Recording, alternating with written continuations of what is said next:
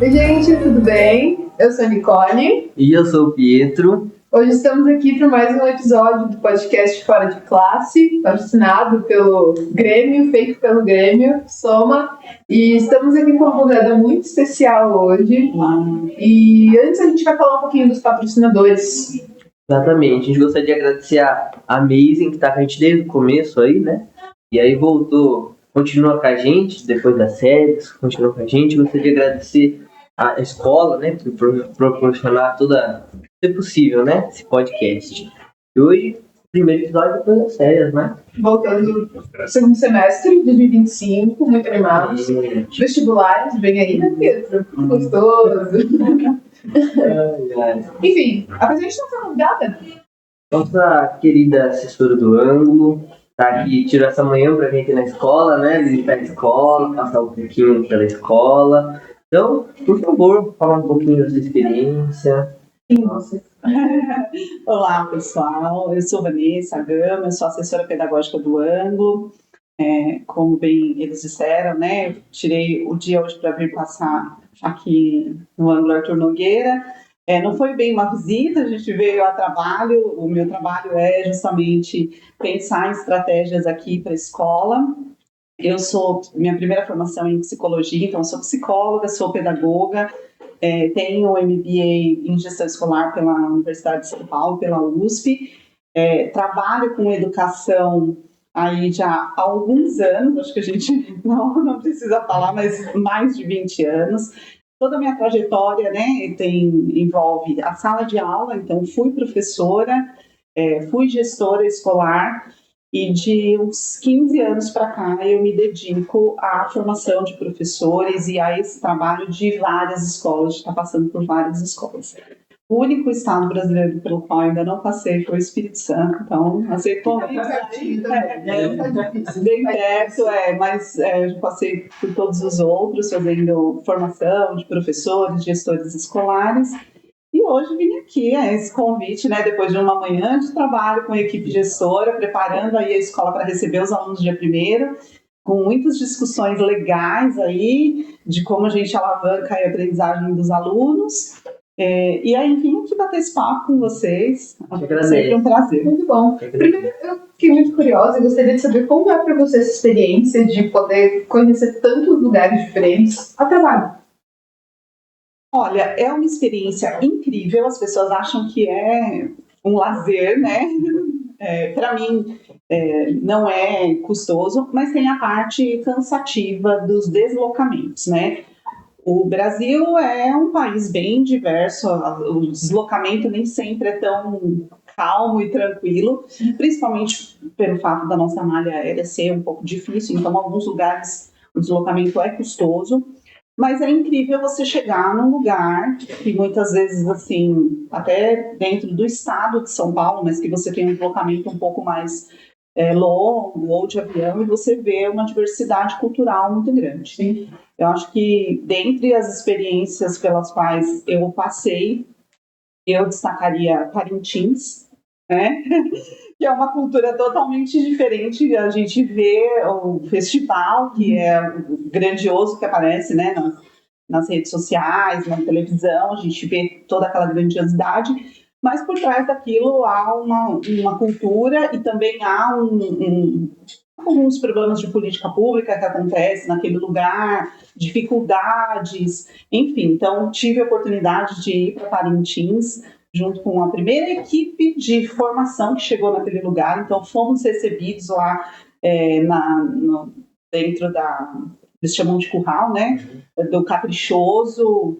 Tem a Marujada, que é o pessoal que toca, e nós somos recebidos, homenageados na ocasião, nas vésperas do festival. Então, assim, aquilo te inspira uma cultura diferente e muito interessante. Então, realmente, a cidade é dividida em metade azul e metade vermelho. Isso é uma realidade. Fiquei muito reflexiva, só levei roupas verdes. Como boa palmeirense, só levei roupas verdes para não tomar partido.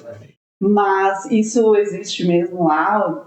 tive oportunidade de ver a fachada das lojas americanas vermelho e verde, do Bradesco vermelho e verde, isso acontece realmente lá. Mas também tive a oportunidade de tomar contato com situações como do tipo, não há oftalmologista, né? Não havia oftalmologista especialista na cidade, então as pessoas tinham que viajar 8, 10 horas de barco para conseguir uma consulta especialista, então são essas diversidades. Enfim, e as escolas de lata, né, que uma coisa tão diferente no interior de Goiás, então escolas que ainda são feitas em assentamento, então tive a oportunidade de conhecer essas diversidades aí, escolas indígenas, então passei por todo esse movimento aí, isso enriquece absurdamente, é o que a academia não me deu, né? Quando você se forma, você tem lá uma série de situações, e aí, a didática, a pedagogia, mas quando você pisa numa localidade onde você fala assim, nossa, mas aqui quem manda é o cacique, como que a gente faz, né? Como que a gente faz a adaptação de um material para uma realidade assim? Vai totalmente da parte teórica, né? Vai muito para a prática, realmente, para cultural, para você saber lidar com isso, né? Esse meio campo. Exatamente, e eu falo que é um exercício de você descalçar os seus sapatos, porque eu moro em São Paulo, passo também por escolas, né, de grande porte,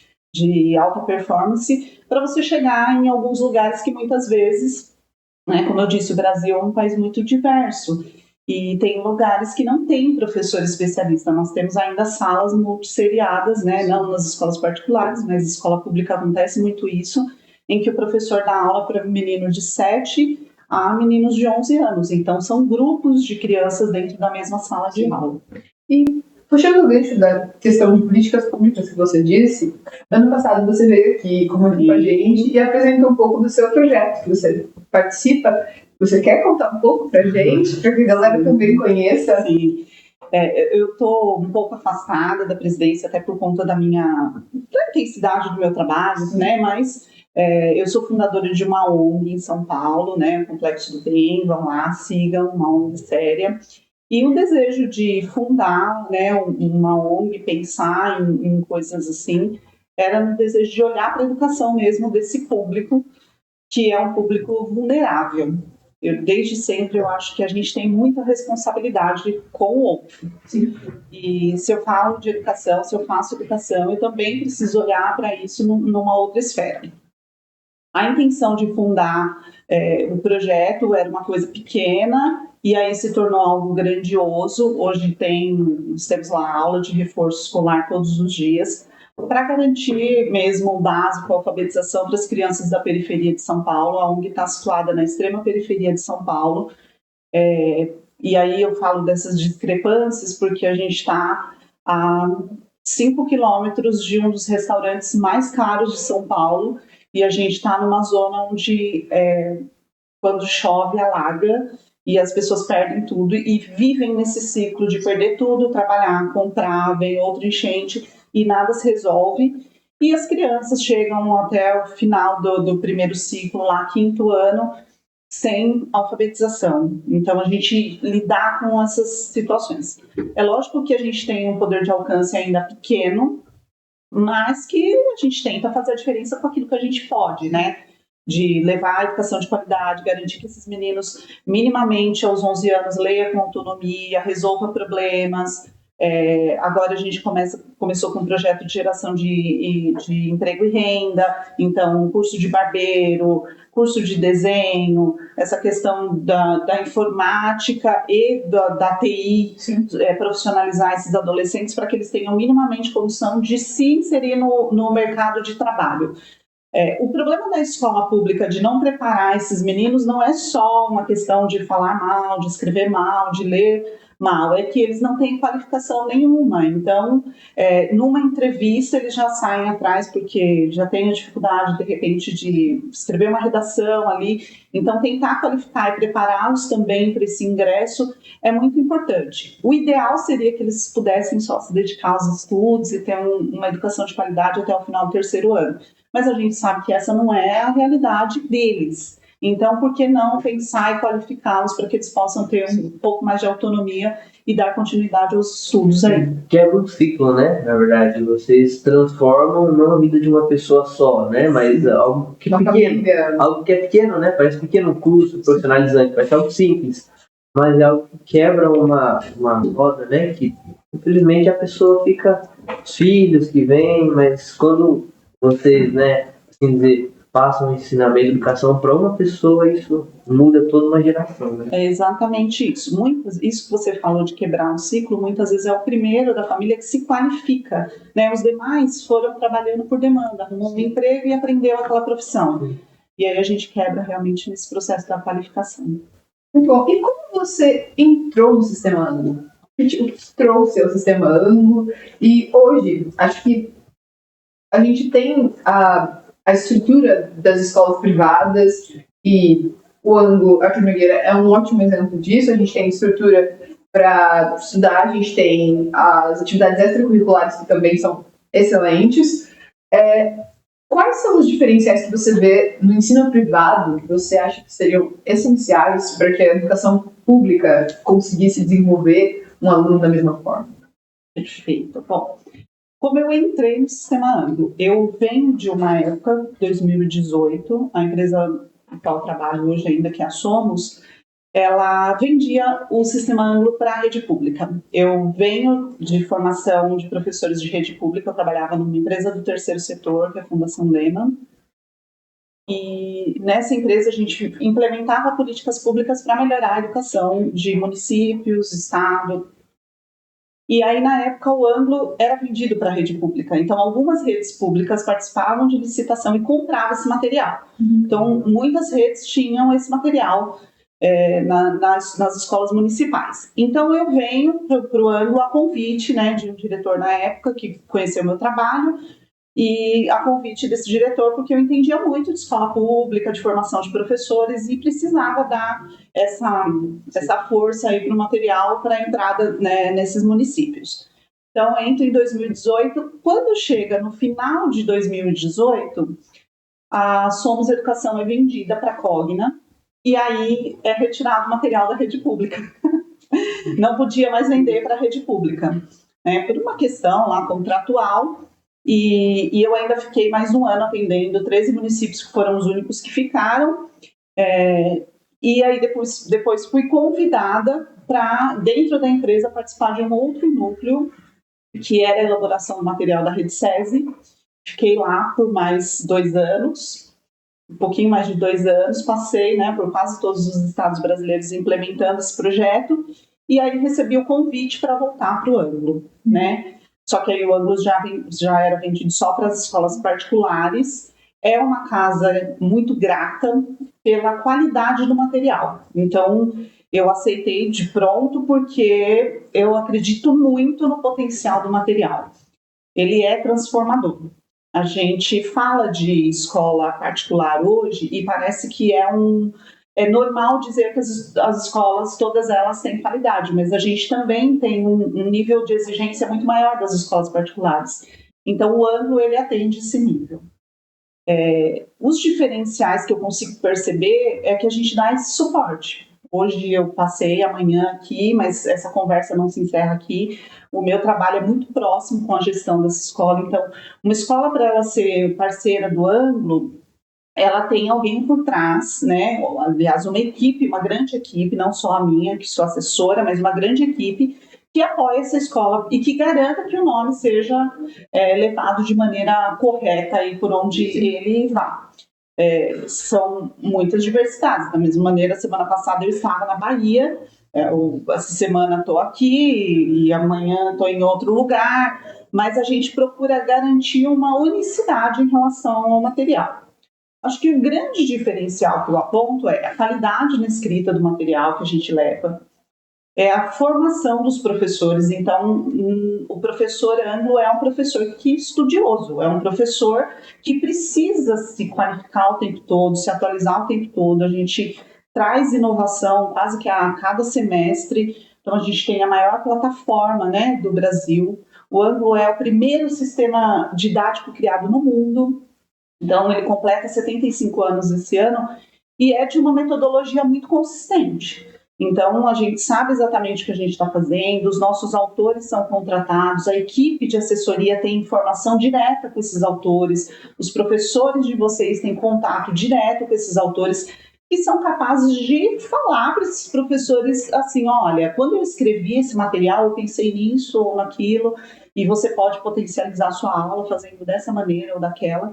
Então, esse seria o melhor dos mundos para que acontecesse em todas as escolas do país. Já respondendo a sua última pergunta, né, que aceleraria aí a política pública na área de educação.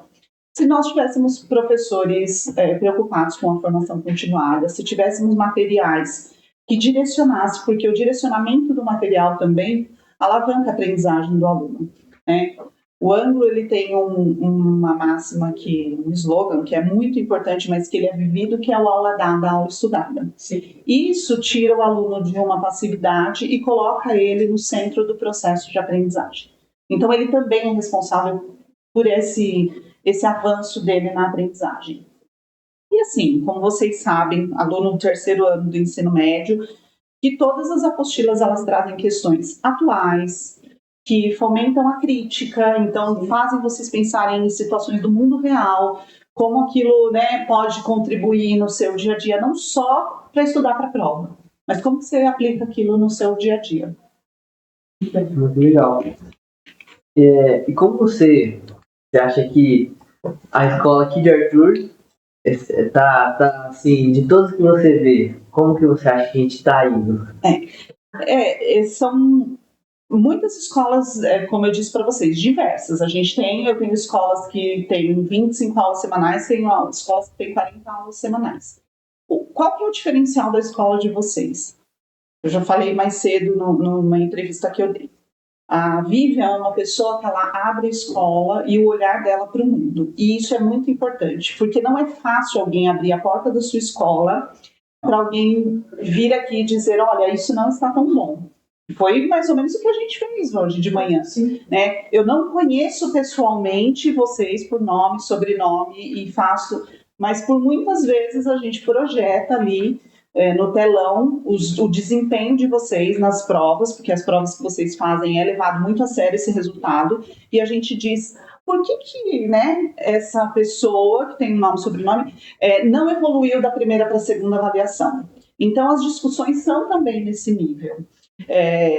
A escola de vocês, hoje a gente celebrou de manhã que em um dos componentes curriculares, em uma das séries, foi melhor do que 99% das escolas, de todas as escolas anglo, que fizeram a prova, o simulado. Legal. Então, isso é um parâmetro para a gente. Então, a gente não descansa de falar, a gente está com o material aqui, os alunos estão fazendo, o índice está legal, tá, mas tudo bem, eu fui melhor que 99%, mas em outros componentes eu fui melhor que 60%, porque o que falta para chegar... Então, essas reflexões, o diferencial da escola de vocês é que vocês têm uma diretora, uma mantenedora ativa e com um olhar atento sempre para a melhoria. Então, é muito bom trabalhar com uma equipe assim, que dá essa liberdade de eu chegar, de eu falar o que ainda não está bom, onde a gente tem que investir, né, para melhorar. E, sobretudo, assim, olhar para os alunos. Então, a gente tem metas, hoje a gente revisitou algumas metas e criou outras, porque a Vivian quer ser mais referência, porque ela já é uma referência aqui na região, mas eu acho que alavancar isso, aumentar o número de aprovações, então a gente olha para todas essas questões aqui dentro da escola. Então é importante, às vezes o pai acha que adota o sistema anglo, chega um caminhão de apostila aqui, vai lá e paga. Não, isso por trás tem alguém que olha para isso e diz, olha... mas 89% dos alunos que acessaram a plataforma que vocês têm direito. O que está acontecendo com esses outros? Olha, o pai precisa saber que ele tem direito a esse tipo de tecnologia com a Plural. Então, essas conversas acontecem com recorrência aqui na escola. É o equilíbrio, né, entre o pessoal e o estatístico, né? Vocês conseguem equilibrar bem a tecnologia e tudo mais com o ser humano, né? Com a pessoa em si. Exatamente. Eu queria te perguntar e mais conversar sobre o que você acha, né? A gente tem visto muito galera se sente um pouco ameaçada com a inteligência artificial, mas eu acho que principalmente na área da educação. Então, eu vejo e converso com amigos nossos que estão se formando agora, estão no último ano do colégio e tudo mais, e você vê que tem cada vez menos pessoas querendo fazer uma licenciatura, o que futuramente vai ser um problema, fato. Mas como você vê a relação do mundo da inteligência artificial com a educação, com o futuro das escolas, com o futuro dos professores? O que você pensa sobre isso? Olha, eu acredito que assim, a inteligência artificial ela está aí, nós não vamos retroceder, a gente só vai avançar. E a gente precisa educar para. O que é educar para? Eu acho fantástico a inteligência artificial, só que ela é limitada. A gente precisa entender isso.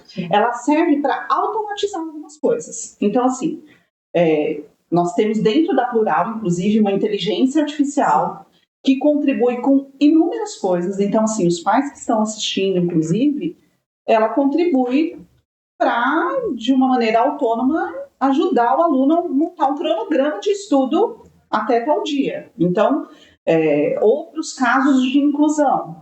Se eu tenho lá 4, 5 páginas de texto e aquele aluno tem uma dificuldade de concentração, eu posso pedir para que o assistente inteligente da Plural transforme aquelas 5 páginas de texto em tópicos, ou que ela faça um glossário de todas as palavras que tem ali que tem dificuldade, que às vezes o aluno em casa do seu estudo autônomo emperra.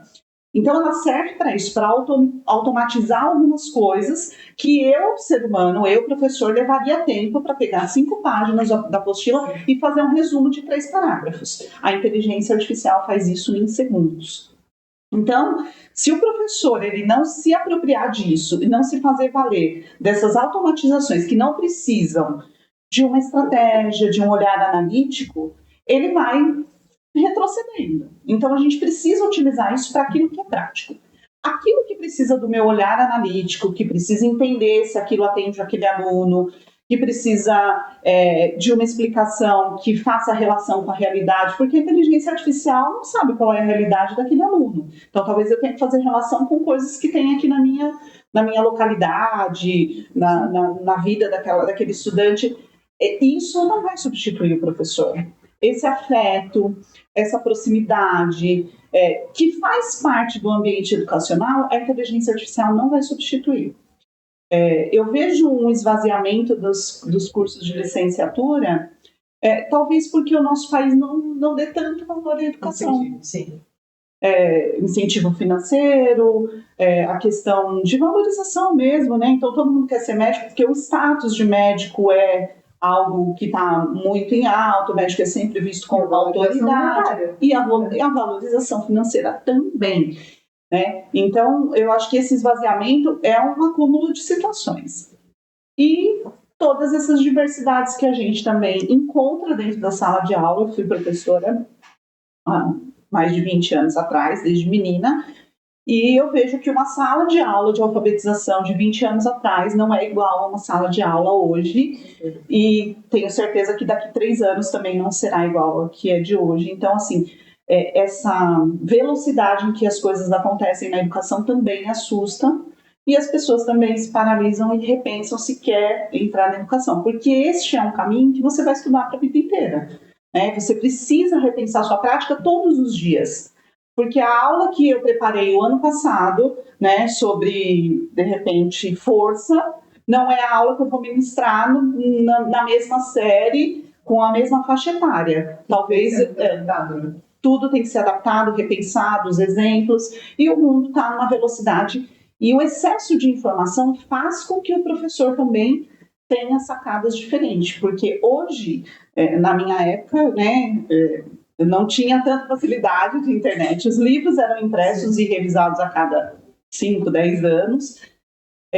E a gente, hoje em dia, se você quiser ver um eclipse, você vai no YouTube e você consegue ver as mais diferentes, com qualidade de imagem. Na minha época, eu lembro que a gente esperava esse acontecimento, e se era na hora da aula, né, havia uma lenda urbana que você não podia olhar a olho nu. Então, eu lembro que, em algumas situações, eu pegava a chapa, o raio-x da minha avó, a gente recortava e colocava para mim.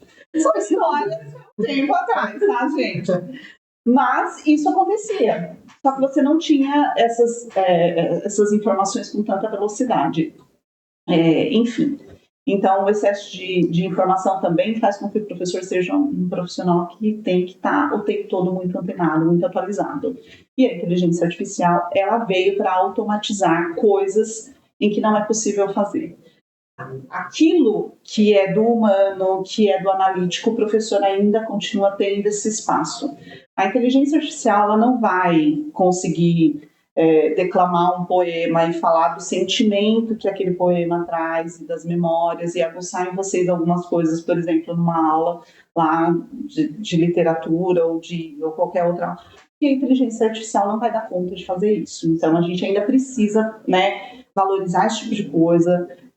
A profissão docente é uma das mais importantes, principalmente porque nós desenvolvemos valores, tem uma questão social aí muito séria, muito forte e que precisa ser preservada. Então não vai ser substituída.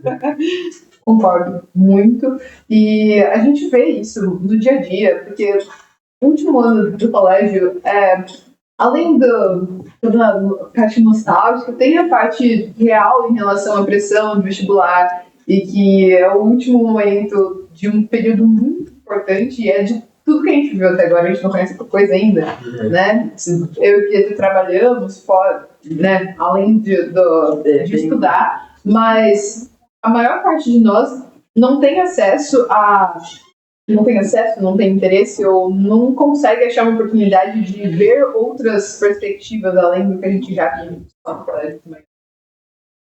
Eu acho que o professor, para nós, cumpre muito além de papel, de fato, do que só lecionar, né? É o auxiliar, aconselhar, vai dar tudo certo. Então, acho que muito a gente já pode até ver assim, né? O professor traz um olhar de fora para nós, assim como você deve trazer um olhar maior ainda para ele, né? Ou para a coordenação. Sim. Então, assim, é algo que só, como você falou, né? Só o ser humano tem isso, pode trazer isso, né? Por exemplo, você com a sua experiência é único, né? Algo único, é um olhar único que você pode trazer e assim por diante, né? Então é muito legal essa parte. É mesmo o sistema, né? Trazer isso para a escola, trazer esse segundo olhar, essa experiência, tudo isso. E eu queria te perguntar agora, não tem muito a ver com o sistema ângulo, mas você tem algum hobby, você gosta de ler, alguma coisa? Porque sua oratória é muito boa. A gente já teve palestra sua, né? No passado Olha, eu amo leitura. Leitura é a minha grande paixão. E eu leio muito. Eu dou algumas indicações lá no Instagram de algumas leituras que eu faço. E aí eu faço analogias com algumas coisas, né? Sim. Eu posto menos do que eu deveria quando eu leio, né? Mas desde sempre eu fui criada num lar. Eu costumo dizer assim que os meus avós, eles tinham a missão de fazer os filhos sobreviverem, né? Então, se vocês conversarem, se vocês tiverem, talvez eles digam, nós eu tive 10 filhos, só 8 vingou. Então, assim, a função deles era fazer com que as crianças sobrevivessem. Dos meus pais, né, a função era nos alfabetizar. Era o mínimo, dar estudo.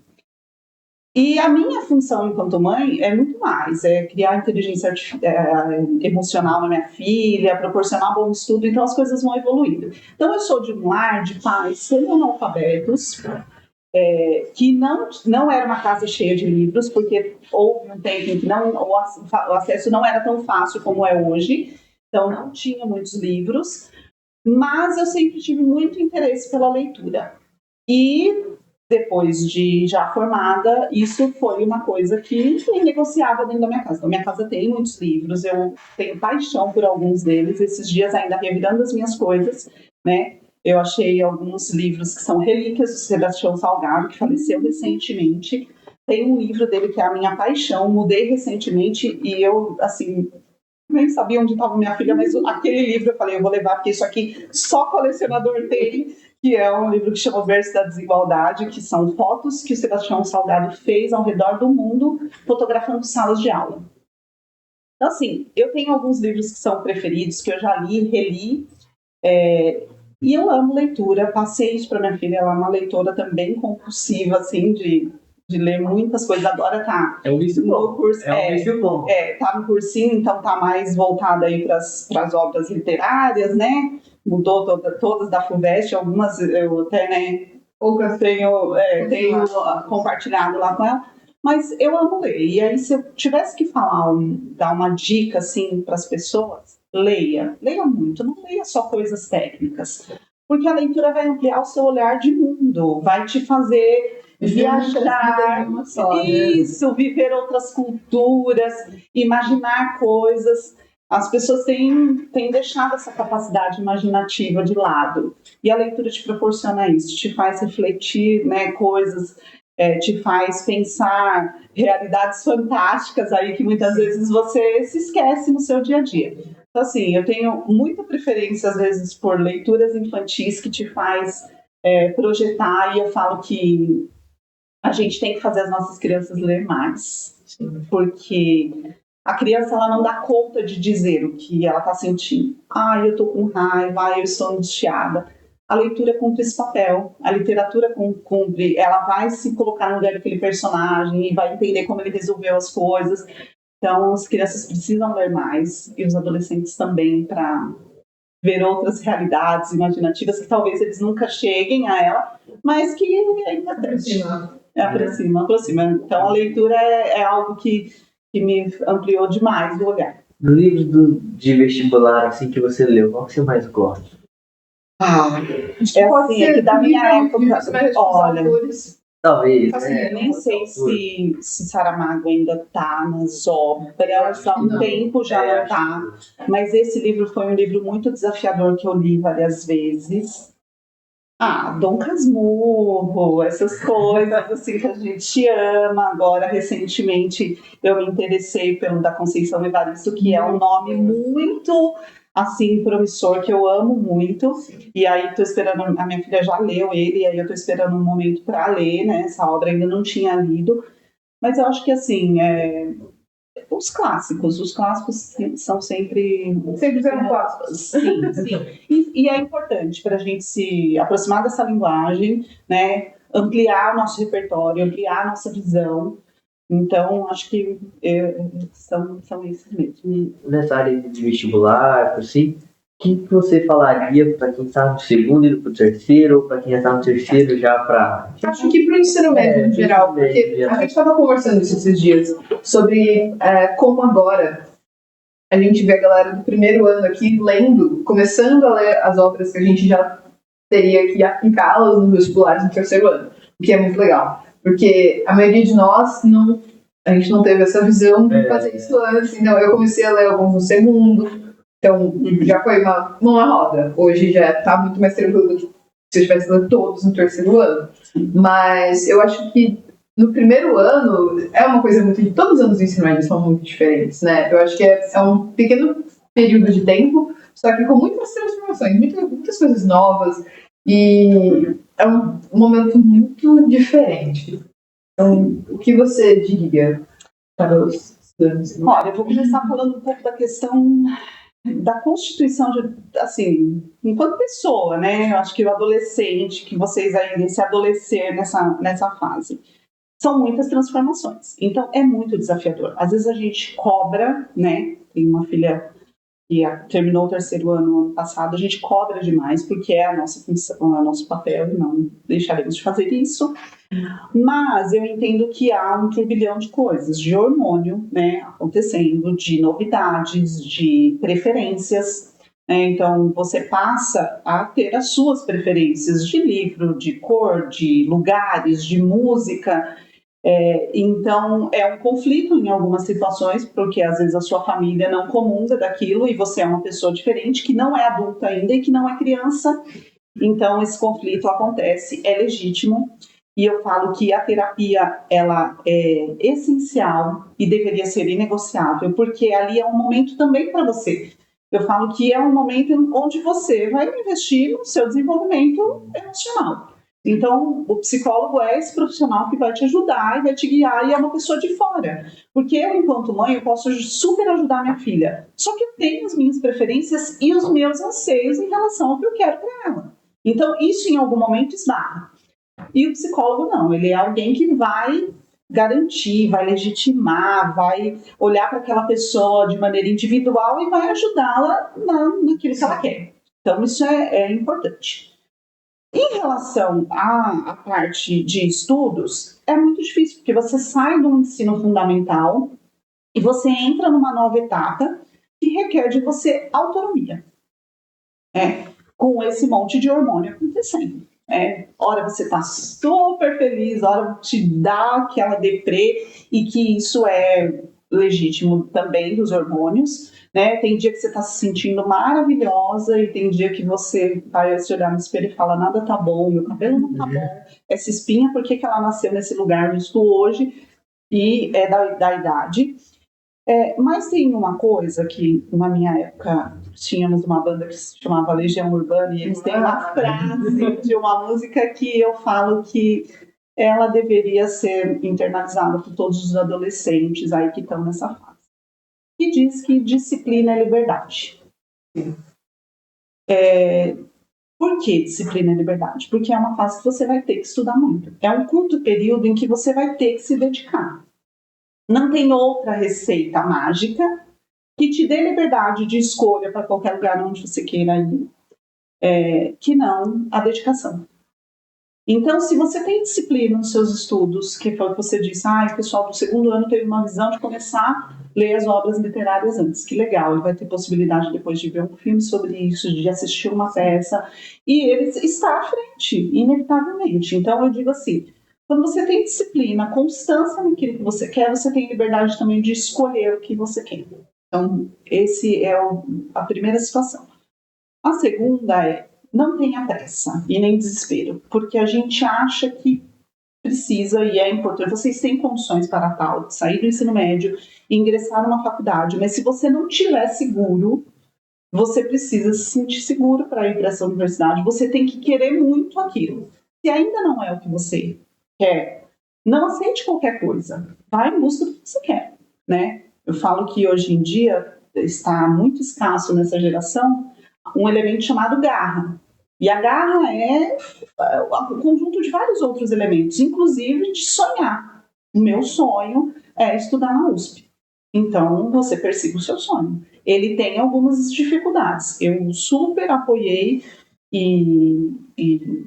a minha filha, que passou em 2 universidades federais, mas não era a que ela queria. E eu disse, bateu na trave? Vamos tentar. É o que você quer? Você quer a Universidade de São Paulo? Assim, alguma outra, né? Tem 2 opções. Falei, então você vai perseguir o que você quer. É fácil? Não é. A gente escuta histórias e quando a gente escuta a narrativa de uma pessoa, é contada por alguém. É lógico que você vê um contato. Só que viver isso não é fácil, porque viver isso é todos os dias. Hoje acordamos 5 horas, como todos os dias. 5:50 eu deixei ela no metrô. Então, ela entra às 7 horas e ela chega em casa às 8:10 da noite. Então, é um propósito e uma dedicação que ela se comprometeu. Então, eu diria, não fuja da dificuldade onde seu sonho está. Porque se você fugir, alguns anos aí à frente você vai dizer, naquela época eu deveria ter feito isso. Naquela época eu deveria ter feito aquilo. A minha primeira formação é em psicologia. E todo mundo fala, mas você não quis ser psicóloga? Essa formação foi essencial para a minha vida. Durante um tempo eu cliniquei, eu atuei, só que eu não descartei absolutamente nada daquilo que eu tive na universidade para a minha vida também, porque a universidade ela não precisa ser só para cumprir a função que você ter, ela vai te formar profissionalmente, mas às vezes ela vai te trazer benefícios para a sua vida pessoal.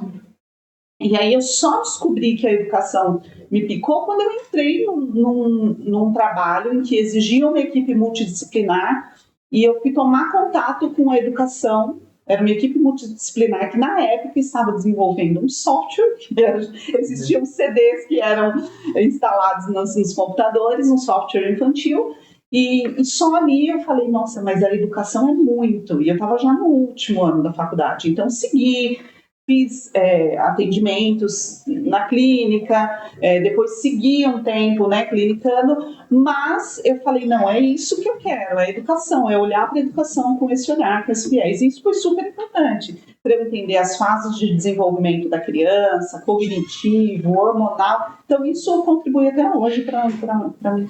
Eu acho que é legal isso que você falou.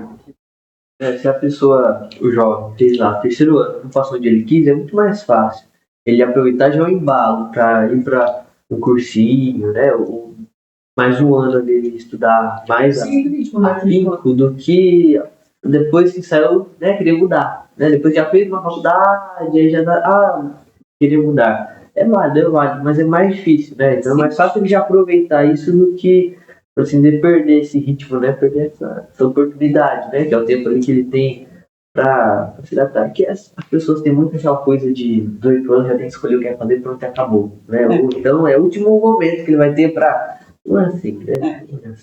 Eu acho que dentro dessa linha de se conhecer, de autoconhecimento, da terapia, que eu falei que é algo essencial, e nessa fase é muito mais, porque você precisa saber muito, às vezes a gente tem ideia daquilo que a gente quer, mas você precisa saber muito aquilo que você não quer de jeito nenhum. Sim. Então assim, porque é isso que vai te tirar desse lugar que é a armadilha de muitas vezes você, mas eu não passei naquilo que eu queria, mas eu passei na segunda opção. E às vezes são áreas totalmente distintas, então conversar com muitas pessoas, eu sei que nessa fase é muito difícil se abrir com o outro, né? Parece que a gente está, mas conversar com o máximo de pessoas que você tem ao seu redor, que já fez, que faz, que atua, que não atua.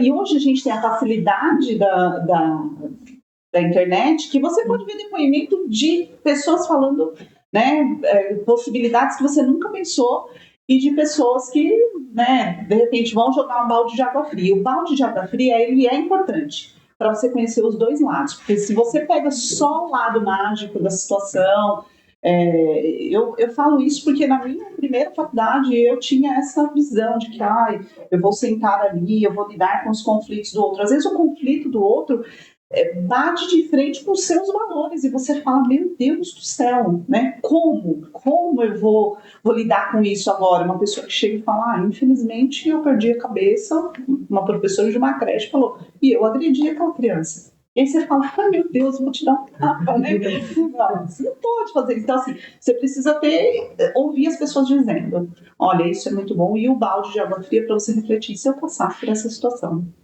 Então, é se autoconhecer aí. Bom, acho que a gente já está encaminhando para o final. Muito obrigada por ter disponibilizado seu tempo e aceitado participar com a gente. Foi muito, muito bom. Mais uma vez, agradecer aos patrocinadores. A Amazing, né? Tá sempre acompanhando a Amazing, vai ter nossa viagem de formação. Isso, então a Amazing está desde o começo com a gente. E a gente queria agradecer pelo apoio. Também pelo apoio da Vivian, que tem ajudado a gente com materiais e com disponibilidade das salas. E o Joe também, né? O Joe já apareceu aqui algumas vezes. Então, muito obrigada por ter vindo. Você também, né? Você tirar o tempinho desde manhã tá aqui, você deu mais um pouquinho dessa tarde para nós, para Olha, eu queria aproveitar esse momento e dizer assim que isso que vocês estão fazendo aqui é algo muito caro que eu digo na preciosidade mesmo. Porque adolescentes de 17 anos aí querer ouvir sobre outros assuntos que não da esfera deles é algo mágico. Eu não tenho dúvidas de que vocês serão sucesso naquilo que vocês decidirem fazer. Futura advogado, futura geóloga. Não é para dizer eu quero fazer geologia com a boca cheia, assim.